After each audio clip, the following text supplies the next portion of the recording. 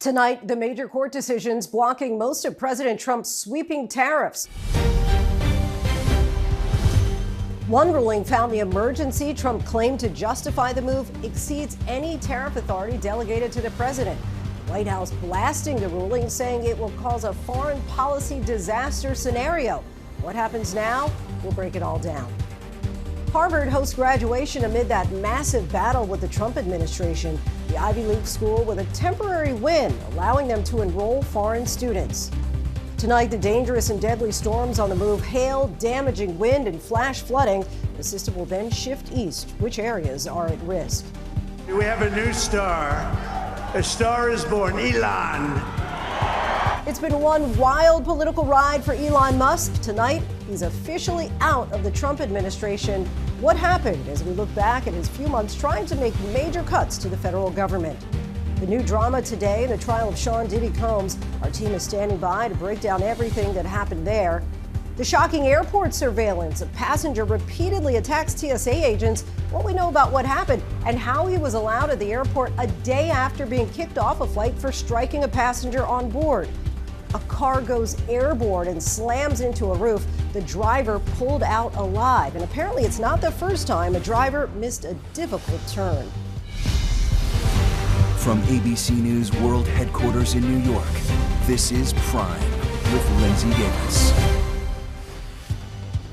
Good evening, everyone. I'm Lindsay Davis. Thank you so much for streaming with us. We do begin with that dramatic tariff seesaw and the late ruling today, an appeals court giving the green light, for now at least, for some tariffs to go forward. But this comes after two other federal court panels in the last 24 hours decided Trump's bypassing of Congress by declaring a national emergency was unlawful. The back and forth is of very little comfort to investors and also retailers. The uncertainty is already causing some retailers to predict rising prices, most recently Macy's.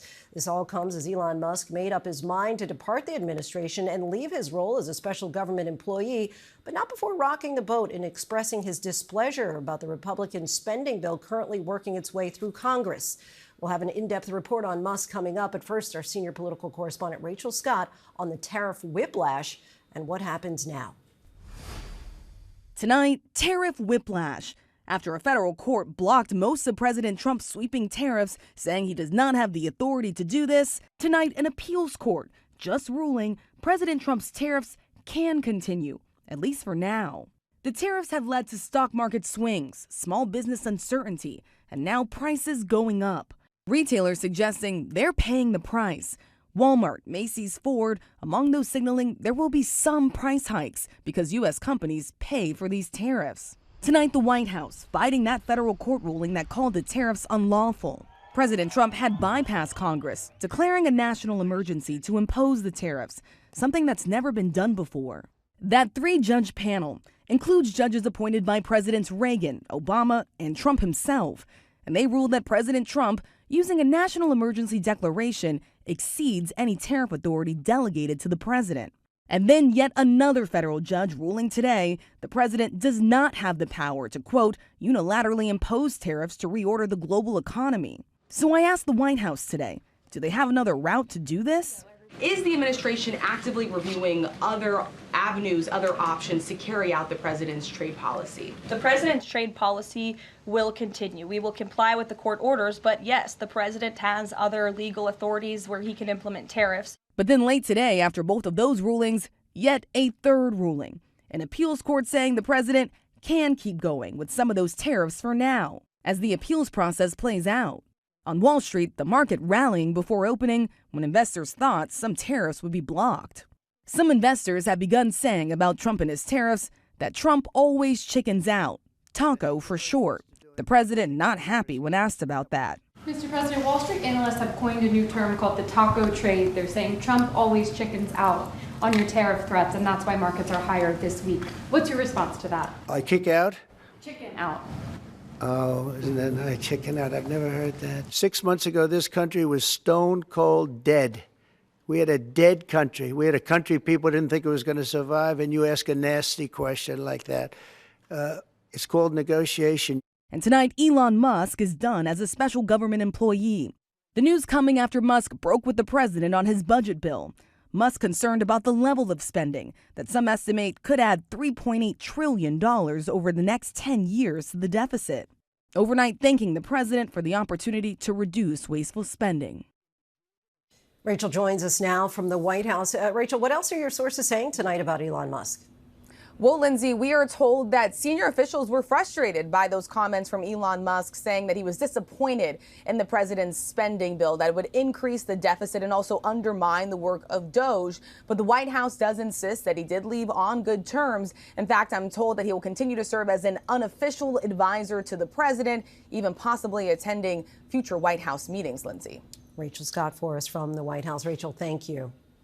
The dangerous and now deadly storms are on the move tonight from Texas to the southeast into the northeast. Take a look at this time-lapse video of a massive supercell thunderstorm rolling across Oklahoma's panhandle.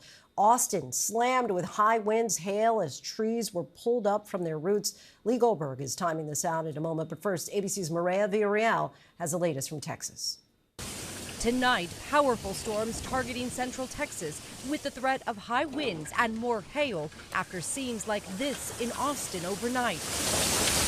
Golf ball-sized hail and torrential rain. Winds gusting over 80 miles an hour, snapping trees. Mary Escamilla shot this video from her front porch. Raging waters in North Austin, at least one person reportedly swept away and killed. Cars sheltering under a gas station canopy in Cedar Park. The roof of this gas station on the north side of Austin collapsing onto cars below. No one was hurt. The thunderstorms sweeping across the southern plains. This massive supercell looking like a spaceship hovering over western Oklahoma. Stormy weather continues. Our thanks to Maria. Chief Meteorologist Lee Goldberg from our partner station WABC joins us now with the timing and the track. Hi, Lee. All right, Lindsay. Look at these supercell thunderstorms working through parts of West Texas and into southeastern New Mexico. These storms can produce 60-mile-per-hour winds, maybe some baseball-sized hail. We'll be watching places from Midland to Abilene to San Angelo as we go through the late evening hours. There are other areas of severe weather. As we watch parts of Florida, we actually had some severe storms even as south as Daytona, but from Jacksonville, Savannah, and Charleston could have some large hail and damaging winds, even a brief tornado. Tomorrow, that threat is going to shift to the East Coast. We'll see some strong storms in the afternoon from the Florida Panhandle across southeastern Georgia into places like Charleston, up to Raleigh, a wet evening commute in D.C., and then the heavy rain moves into the New York City area. A soaking, maybe some flooding goes through New England as we go into the day on Saturday. There is a flash flood threat that'll take us from the Mid-Atlantic and Ohio Valley into the Northeast as we go through Friday and Friday night. Lindsay? Lee Goldberg for us. Thanks so much, Lee. Wildfires in Canada are burning out of control, triggering mass evacuations and air quality alerts right here in the U.S. Video shows flames in the Canadian province of Manitoba, where the government has declared a state of emergency and is urging 17,000 people to evacuate. Smoke from the 22 active fires is reaching across the border into the U.S., triggering alerts for parts of Minnesota where sensitive groups could potentially face health impacts. There are developments tonight in a brutal attack on TSA agents at Miami's International Airport. Newly released video shows a man punching multiple agents at the checkpoint. ABC's Victor Oquendo has those details. Tonight, the man seen here throwing wild punches at officers at a Miami TSA checkpoint is facing multiple years behind bars. It was December 28th, during the height of holiday travel. The night before, 28-year-old Cameron McDougall, a Canadian citizen, allegedly assaulted someone on a Copa Airlines flight from Panama City, Panama to Toronto, that flight diverting to Miami. Authorities say he was taken off that flight, but not arrested, and allowed to book on another airline. He was allowed to land, was not arrested, but the question is, did police tell any of the U.S. airlines that this guy had been violent on the previous flight? He was back at Miami International Airport the next day. Watch as he passes through security and hides behind a wall. Several people pass him before he's seen punching a man walking by. Security tries to intervene. Then he storms back to the TSA checkpoint, where security cameras catch him throwing several punches at TSA officers until he's knocked down over a luggage cart and pinned down until law enforcement arrives.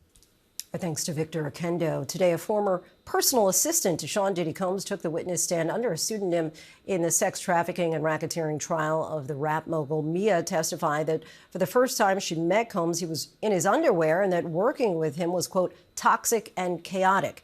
She also testified about the alleged violence she suffered at the hands of Combs, saying, quote, he's thrown things at me, he's thrown me against the wall, he's thrown me into a pool, he's thrown a book at my head. She also said that Combs sexually assaulted her on more than one occasion. Combs faces 5 charges in total and has denied all allegations against him. We have team coverage again tonight as we unpack the latest in the ongoing trial. ABC News legal contributor Shauna Lloyd will join us in a moment, but we begin with ABC News chief investigative correspondent Aaron Katursky, once again outside the courthouse. Aaron, what did we learn from Mia's testimony today? It was some of the most harrowing testimony of the trial so far, and potentially some of the most consequential, because she described working for what she called a toxic, chaotic environment as she was employed by Sean Combs, and she said she was just months into her job as his personal assistant when he sexually assaulted her at the Plaza Hotel here in New York while celebrating Combs' 40th birthday. And while Combs has denied sexually assaulting anyone, she told the jury it was not the only time, and she recounted several other times when she said Combs sexually assaulted her, all part of what federal prosecutors say was the racketeering conspiracy. They've said that Mia was the victim of forced labor, including sexual activity. And how did jurors react to her testimony? Much of it, I imagine, very difficult to hear. It sure was. The courtroom fell silent. The jury was rapt. There were some audible sobs in the gallery from people who were there to support Mia. The jury didn't see much of her face. She kept her head down. The jury saw the part in her hair most of the time, not her eyes, but they could hear her sobs, the stilted speech, as she recounted how she felt she couldn't say no to Sean Combs. She couldn't say no to him for a sandwich. She said she couldn't say no to him for anything. What can you tell us about Sean Combs' interactions with his attorneys in the courtroom? Well, today this testimony, I think, really drew him in. He was seated back from the table, his legs stretched out in front of him. Occasionally he would shake his head. He would stroke his beard, which has been turning grayer and grayer as the trial goes on. One of his sons, as Mia was describing some of what she described, ended up hanging his head for a time.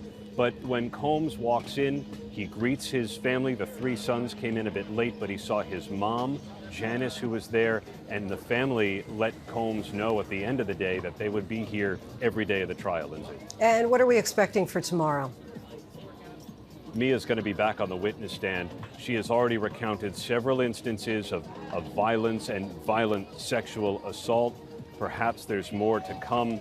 And then she's going to be cross-examined. We expect that would take much of the day because the defense is going to try and say that she was in a professional relationship with Sean Combs for 8 years. She had points where maybe there were red flags. She said the first day she met Sean Combs, he was in his underwear. And why did she stay in that professional relationship for so long? Aaron Katursky for us outside the courthouse here in New York City. Thank you so much, Aaron. And joining us now in studio to dissect more of Combs' trial, a civil rights attorney and ABC News contributor, Shauna Lloyd. Good to have you back. So just give us a sense on this day, what particularly stood out to you in court? I'll tell you, when Mia testified about this experience she had with Cassie waking her up out of her bed, she was screaming, he's going to kill me. They went out to the sea and they got on paddle boards. And she talked about this storm that was rolling in. And she said, I looked at the shore and I looked at the weather and I thought, is it better to face the weather or is it better to face Sean Combs? If that doesn't tell us something about where her state of mind was and the way she felt about the consequences, I thought that was very impactful. But what about the defense's argument, essentially? Because she stayed with him for 8 years, as did Cassie Ventura, on and off for 11 years. Is there an argument to be made, hey, if he was so bad, why'd you stay with him for so many years? Absolutely. I think we're going to see the defense lean into that. We're going to see them lean onto the fact that even she said it. When she was being sexually assaulted, she did not protest. She did not say no. She said she convinced herself that these were things that wouldn't happen again. So we're going to see the defense lean into that because they're going to say, why didn't you leave? If it was so bad, why would you stay with him for 9 years? But at the end of her testimony, what she did talk about was how the Me Too movement was not around back in those days. This was a very small held industry. Everyone knew each other, and she felt like she had worked so hard to get where she was that she didn't want to see all of that thrown away and be blackballed. But we're going to see the defense get into the fact that she didn't leave. Let's talk more about what we think. We can, I guess, kind of read the tea leaves about the defense's strategy based on how they've been cross-examining some of these witnesses. Absolutely. I mean, what we're really seeing them poke holes in is this question of, one, consent. Were these things that you actually did or did not agree to? Because let's remember, consent can't be in your mind. Consent has to be verbalized. People have to have a conversation. And so without that verbalization, we see them honing in on that. We also see the defense consistently hone in on what the monetary benefit was to the individuals that are making the statement, because that also is going to impact what they're saying on the stand. And so we see the defense time and time talk about that as well. Now, we have heard that allegedly Sean Diddy Combs has been diagnosed with bipolar disorder. Do you feel that that's having any impact at all, or will down the road as far as jurors are concerned? Absolutely. When the defense have their opportunity to present their case in chief, we're going to see them really focus on that, because what they're going to say is that this is why he was having these mood swings and that it was not part of a criminal enterprise. They're going to focus very heavily on that, because if they break the enterprise, then the RICO charge is off the table. So they have to look at it and dismantle each charge separately. That's why the trafficking, the force and coercion is something you see them focusing on. What was your monetary gain out of this? What were the other things you were seeking to gain? Because was it that you were coerced, or that you wanted the benefit of what the job or the relationship may give you? Because they're trying to break those things individually for each charge. In your mind, in your estimation, do you think that so far, and they're not finished yet with their case, but that the prosecution has made the case for racketeering? I'll tell you, the first week I was very unsure. I couldn't see it. The second week I really didn't. I think we're starting to see it now. And what they're doing is a slow burn. They're taking painstaking time to layer each thing. So first it's this enterprise. Who was in the enterprise? Who's a part of the conspiracy? Who was furthering it? Then we heard about the trafficking, the escorts. So they're laying this foundation. And let's remember, they still have another 2 weeks of witnesses. So I expect that they're going to shore their case up very quickly. So in those next 2 weeks, who do we expect them to call as far as the prosecution? So what we're expecting to hear from is someone who was on the security staff. We're expecting to hear from the other victims and other testimony from witnesses that were nearby and employed in that organization. So that's going to be very interesting testimony, because they're going to add the color and the background. The very similar way that Mia talked about actually witnessing the experiences that Cassie testified, and that really solidified it. She talked about the sexual violence. She talked about the violence towards Cassie. That really made her testimony a lot more solid. And I think that's what we're going to continue to see throughout their case in chief. They are hoping there's strength in numbers. Absolutely. All right. Shauna Lloyd, always appreciate your insight. Thank you so much. Now to Harvard tonight, and on this graduation day, the university has won a temporary reprieve in its battle with President Trump. A judge allowed Harvard to enroll foreign students. The State Department, meanwhile, announced it will, quote, aggressively revoke visas of some Chinese students. Why are they doing this? ABC's Selena Wang reports from Harvard's campus tonight. Harvard celebrating graduation with a legal victory in its battle with the Trump administration after a federal judge temporarily blocked the president's ban on international students. Welcome. Today, a standing ovation for the school's president, Alan Garber, who's become the face of the resistance. Members of the class of 2025 from down the street, across the country, and around the world. Around the world, just as it should be. The Trump administration accuses Harvard of failing to confront anti-Semitic harassment and claims the school has coordinated with the Chinese Communist Party. Allegations Harvard denies. But tonight, a dramatic new escalation that could impact universities across the country.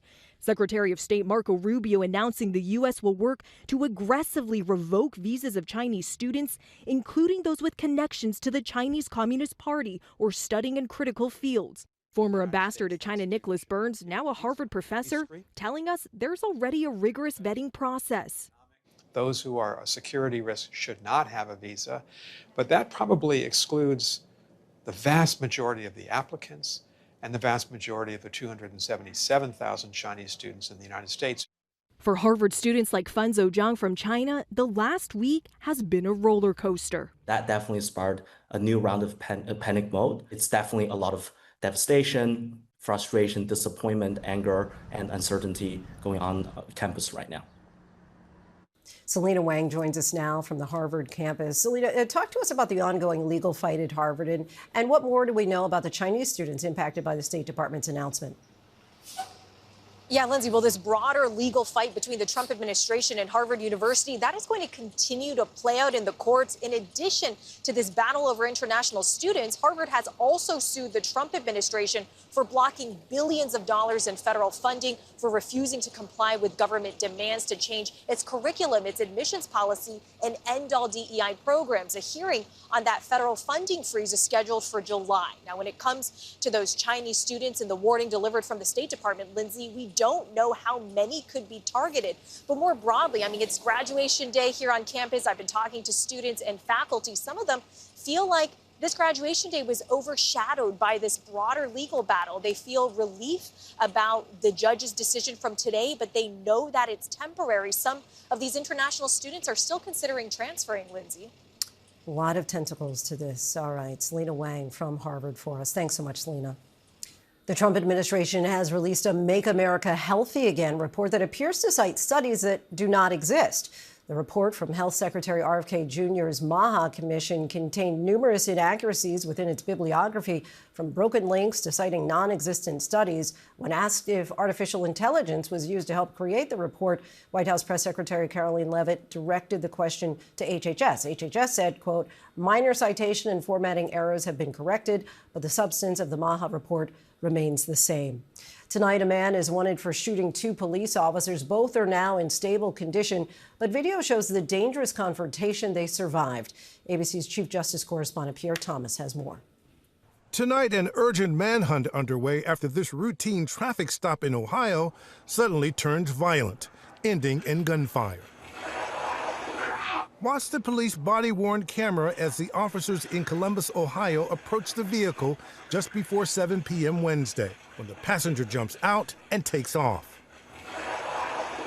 There's a chase. Then that passenger opens fire, hitting both officers. Shot fired. Officer down, officer down. I'm hit. I'm hit. The other officer diving for cover. Police also releasing this surveillance video showing the passenger turn and fire. That passenger identified as 21-year-old Devontae Dixon. He's now facing charges of attempted murder and felony assault. Police calling on the public for help. If you're listening and you know where this person is, please pick up the phone and give us a call. Authorities say the driver was taken into custody, was cooperative, and later released. Pierre Thomas reporting now to several alarming shark encounters along the East Coast just as the summer holiday season begins. There's a suspected shark attack that happened off North Carolina, and video from the Northeast shows a 20-foot shark amid boaters. ABC's Morgan Norwood is on the East Coast. Tonight, with summer right around the corner, a string of shark scares on the East Coast. In North Carolina Wednesday, a possible shark attack. 26-year-old male bit by a shark. Sean Barton bitten on the leg, frantically telling his niece to get out of the water. I felt something bite down on calf, shin region. Immediately I thought, I think I just got bit by a shark, and I think I should probably get out of the water. He needed nearly a dozen stitches. In Rhode Island, this giant of the deep, a massive 20-foot-long basking shark. That telltale dorsal fin spotted near boaters on Block Island over the holiday weekend. And this close call in Panama City Beach, Florida. You're fine, it's right here. A black-tip shark darting just feet from a woman wading in the water. Experts tonight with this advice if you spot a shark nearby. The best thing to do to just quietly get out of the water. You don't want to splash and panic and try to attract the shark accidentally. Remember, these are wild animals. Some potentially life-saving information to have there. Morgan Norwood joins us now from the Jersey Shore. Morgan, what do officials think is causing the rise in sightings? Well, Lindsay, first I want to point out that these shark sightings are extremely rare, but it seems that scientists are locked in on climate change for one of the reasons. They believe that the warmer waters are bringing these sharks closer to shore and changing their migration patterns, but also the way that they hunt. But bottom line, still very rare to have one of those shark encounters, Lindsay. Well, that's good to know. Morgan Norwood for us. Thanks so much, Morgan. Two comedy legends become in-laws. Eddie Murphy's son, Eric, and Martin Lawrence's daughter, Jasmine, are now married. Murphy spilled the news on the Jennifer Hudson show, sharing that the two skipped having a big wedding and quietly tied the knot 2 weeks ago. Still ahead, the wild car crash, and this isn't the first time this has happened this year. And our in-depth report on Elon Musk's Doge tenure, what he did, and some of the reasons he may be out.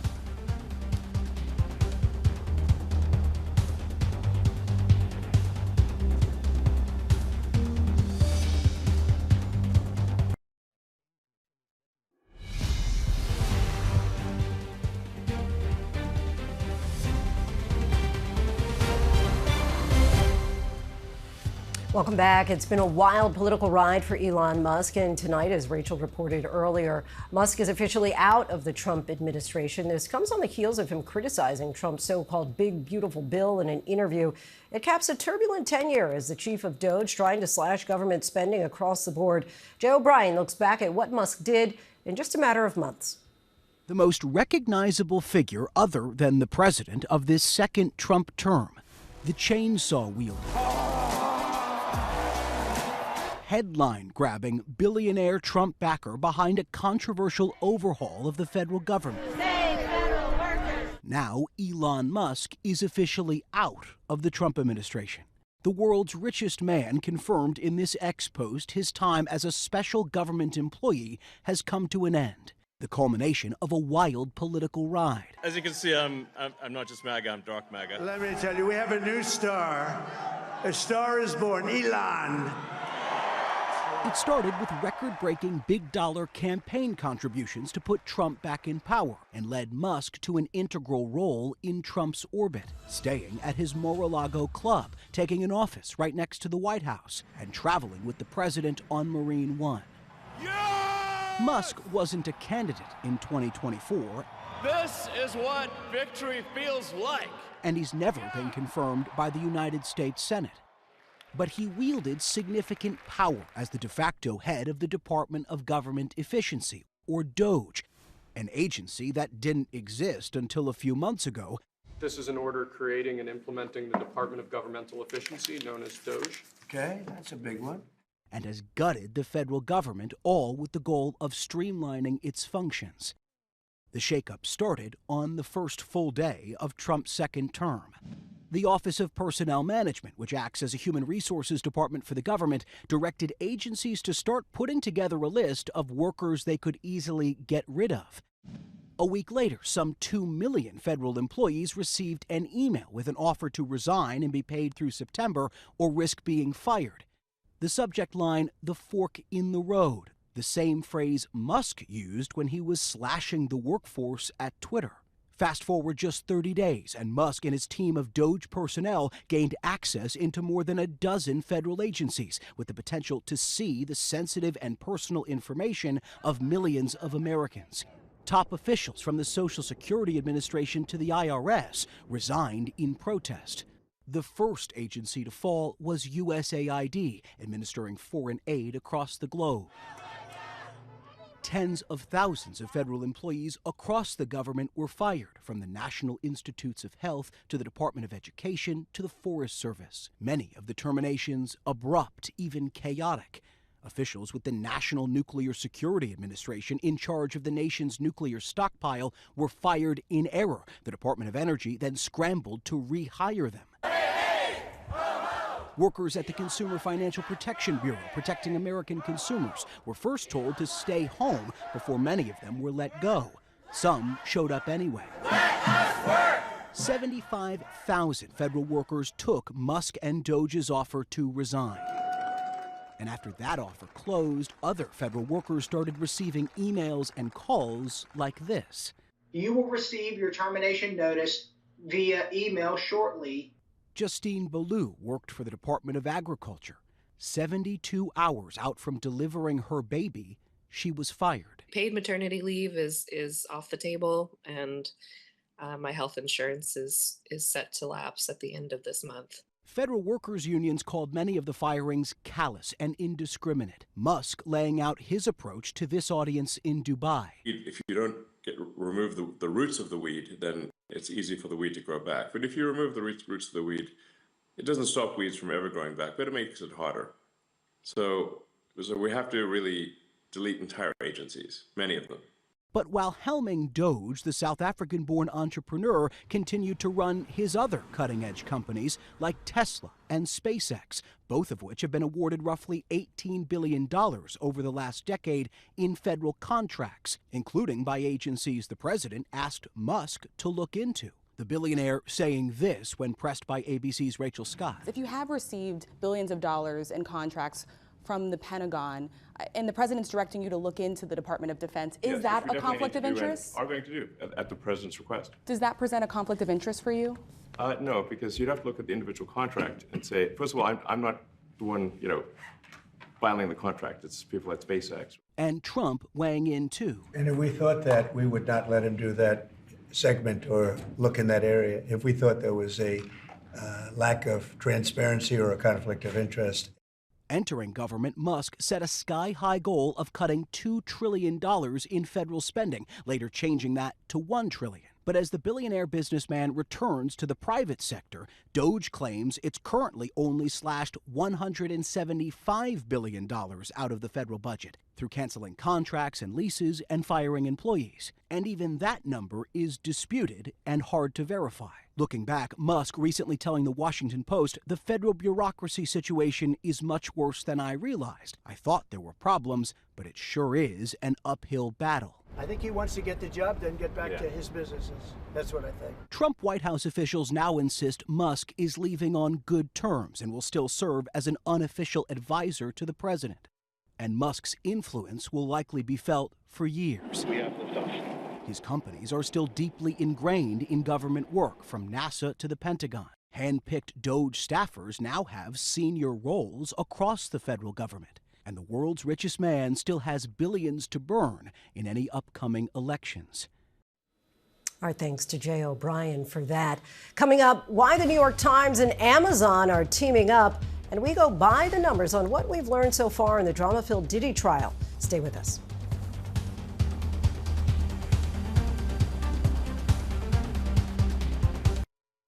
Welcome back, everyone. Sean Diddy Combs' trial for sex trafficking and racketeering is nearing the end of its third week here in Manhattan. The trial is unusual in a number of respects, not just because it involves a celebrity, but because of the number of witnesses to his sex parties and the frequency with which they occurred. The trial is tonight's by the numbers. The judge told jurors at the start of the trial that it could run 8 weeks in all. A few days ago, the prosecution said that they could probably wrap their case over the next 2 weeks before handing off to the defense. The alleged offenses themselves span a 20-year period from about 2004 through last year. The key witness so far has been Combs' on and off girlfriend of 11 years, Cassie Ventura. According to her, she received a $20 million settlement from Combs after accusing him in a lawsuit of rape and abuse. That suit then prompted federal investigators to file the current charges against Combs. Ventura is not Combs' only accuser. More than 80 people have filed sexual assault lawsuits against him since 2023. That number pretty evenly split between women and men. And at least 17 of them say that they were under the age of 18 when they were allegedly assaulted. Finally, Combs faces 5 charges in all, 1 for racketeering, 2 for sex trafficking by force, fraud, or coercion, and 2 for transportation to engage in prostitution. Combs has denied all charges. Still ahead, United and JetBlue are teaming up, but don't call it a merger. So what will the benefits be to customers? And she just received a Tony nomination for her role in the Broadway revival of Gypsy. Joy Woods is here talking about the advice given to her by co-star Audra McDonald. Stay with us.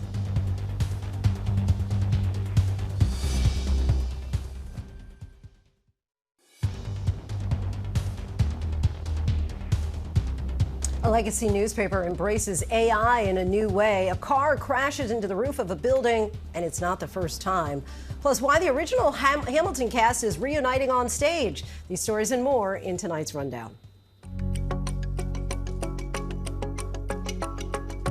The New York Times and Amazon have agreed to a deal allowing Amazon to use editorial content from the Times for AI-related purposes. The New York Times company says the agreement lets Amazon use editorial from the Times, NYT Cooking, and The Athletic. Amazon will display summaries and excerpts of Times content within products and services like Alexa. and use it to train its proprietary models. Surveillance video shows the moments a car crash-landed onto the roof of a veterans hall in Missouri. Police in Excelsior Springs believe the car was driven off a nearby road and over a cliff before landing on the roof Wednesday morning. The driver was taken to the hospital to be evaluated, and the crash is under investigation. Incredibly, it's the second time in just a few months that a vehicle has crashed through that same roof. Under the new Blue Sky partnership announced today, JetBlue and United Airlines will sell seats to each other's flights and allow customers to apply bonus miles and loyalty benefits across both airlines. JetBlue will also give United access to slots at New York's JFK International Airport, which will allow United to offer flights from there as early as 2027. The partnership will give United customers more access to flights in the Northeast and allows JetBlue flyers access to hundreds of additional domestic and international flights. Major League Baseball is starting a partnership with the new Women's Professional Softball League. As part of the first-of-its-kind deal, MLB says it will help establish and grow the Athletes Unlimited Softball League through marketing and financial support, as well as featuring games on MLB platforms. The AUSL's inaugural season will feature 4 teams playing games in 12 different cities. Opening day is June 7th. The original Broadway cast of Hamilton is taking the stage once more. The smash hit musical will celebrate its 10th anniversary at the upcoming Tony Awards with a special performance featuring Lin-Manuel Miranda, Leslie Odom Jr., Philippa Sue, and many others from the cast. No details were given for what song or songs will be performed at the June 8th ceremony. Quinta Brunson, this is your city, and you are ours. Abbott Elementary star Quinta Brunson was honored in her native Philadelphia with the key to the city. The ceremony took place at Brunson's former school, the Andrew Hamilton School in West Philadelphia, which also helped inspire the show. It is crazy surreal being in this room right now. I used to look at this stage like, man, I hope I get to perform on that stage one day. And now I'm sitting up here being honored. I used to eat lunch right back there. This school is part of the architecture of Abbott because I had to explain to people in LA that schools could be auditoriums and lunchrooms. It also included a celebration of a new mural at the school that Brunson helped design. Disney is the parent company of ABC and ABC News. Joy Woods catapulted to fame after her roles in The Notebook and Little Shop of Horrors, and she's just received her first Tony nomination for her role as Louise in the classic musical Gypsy. The Broadway show has received 5 Tony nominations in all, including Best Revival of a Musical, and follows the unrelenting efforts of a mother, played by legend Audra McDonald, working to make her 2 daughters stars. Let's take a look. We all take a bow, including the cow. Your business is lousy and slow. With herpes, Vim, Louise's verve. Now all we need is someone with nerve. Joy Woods joins us now. So good to have you here. We're going to be humming that song in our heads the rest of the day, wherever we go. Gypsy is such a classic play, but this is the first time that you actually have Black women as the lead. What kind of impact do you think that has ultimately on the performance? I mean, I think the difference is the way that we look and the way we move through the world. And so that interpretation of the piece is going to be different just off of that alone. We actually haven't changed any of the script or any words or anything to match the experience of the people on stage, but I think the context is different, so it comes out different and it hits different. So it's really fun to explore what it looks and feels like for us. We already mentioned that Audra McDonald plays the role of your mother. She has won 6 Tony Awards. Did she impart any advice on you with regard to this role or beyond? Yeah, I mean, I really, really struggled with this when we first started, and you know, we try not to read reviews or anything like that, but I think just feeling how I was feeling stepping into such a coveted role in such a show like this, I didn't know if I had the chops yet, so I asked her for some advice, and the best thing she said was just to not let anyone or anything take away your power, you know, because it could even be the smallest comment from someone you don't know, or Sure. it could be a comment online, or it could be someone that you do know that it says something that they don't know rubs you the wrong way, but it's a thing of staying within yourself and remaining present with yourself and keeping your power in that way that helps us get through. It's helpful advice really for everybody, no matter what Yeah, your for lot sure. in life. And you play this character 8 times a week. I'm sure you hear this a lot, but how do you keep it fresh? How do you re-engage every performance? I mean, yes. I'm really lucky to be on stage with the people that I'm on stage with, because they're such generous and present, giving actors. And you can't help but drop in completely when you're on stage. I mean, I'm always scared that they know if I'm even close to phoning it in. That's so, right. and you want to learn, you want to be in it. So, yeah, it isn't an issue to remain present and full and fresh with it every night.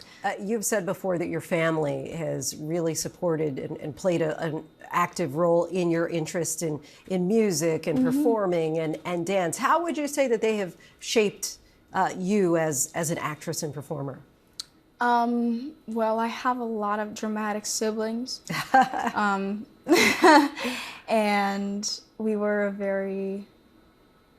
a family that enjoyed watching movies and movie musicals and quoting TV shows and movies and things and all of that growing up. A lot of VeggieTales sing-alongs. Oh, fun. So music in that way was always around. My mother was a dancer, and some of my siblings are musicians. So the music that they brought into the house, and my mom always fixing my body if I was doing some sort of dance at home, sort of just crafted that in a way. There are so many people who really want to crack into this industry, right? Who want to sing or dance, and to be on Broadway is really unthinkable for a number of people. What do you think it was, if there is a thing that really made this dream come true for you? That made the dream come true for me? I'm not sure about that.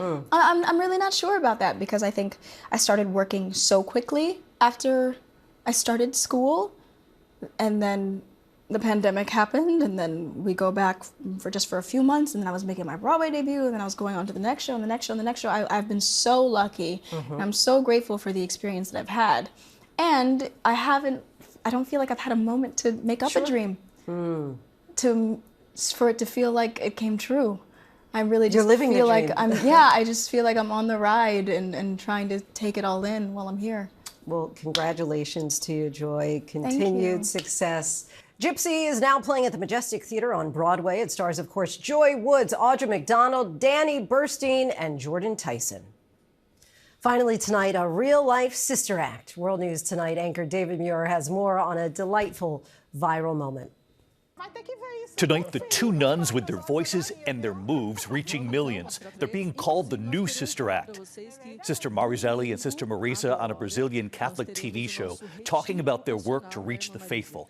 When Sister Marizelli begins to sing a song called Vocation, being called to religious life. Vocação,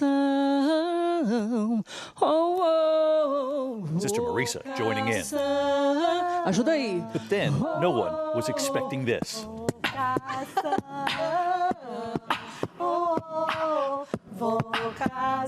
Sister Marizelli beatboxing, and they weren't done. Standing up, they had moves too.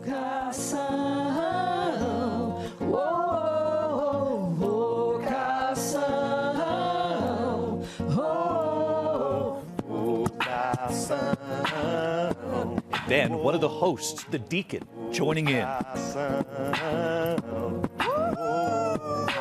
The performance going viral. Tonight here, the sisters on the moment. Beatbox. Sister Marizelli saying beatboxing, dancing, and the songs themselves are tools that God uses to reach the hearts of the people we work with. Sister Marisa saying, we didn't expect the audience to be so many young people, all kinds of people. Tonight, many who have seen this now comparing it to another Sister Act. The famous movies, the nuns helping to move their community through music. Tonight, the real-life Sister Act, hoping they'll do the same. I think the best one I heard about them was None DMC. Very clever. Our thanks to David for that. And before we let you go, Beyonce pulled off a gender reveal for one lucky fan. The superstar singer spotted the fan's sign asking her to help with the reveal during her Cowboy Carter tour stop at MetLife Stadium in New Jersey. Beyonce took a moment from the show to open an envelope as the audience anxiously waited to see if it was a boy or a girl. The letter inside revealed the word cowboy. And that is our show for this hour. I'm Lindsay Davis. Be sure to stay tuned to ABC News Live for more context and analysis of the day's top stories. Thanks so much for streaming with us.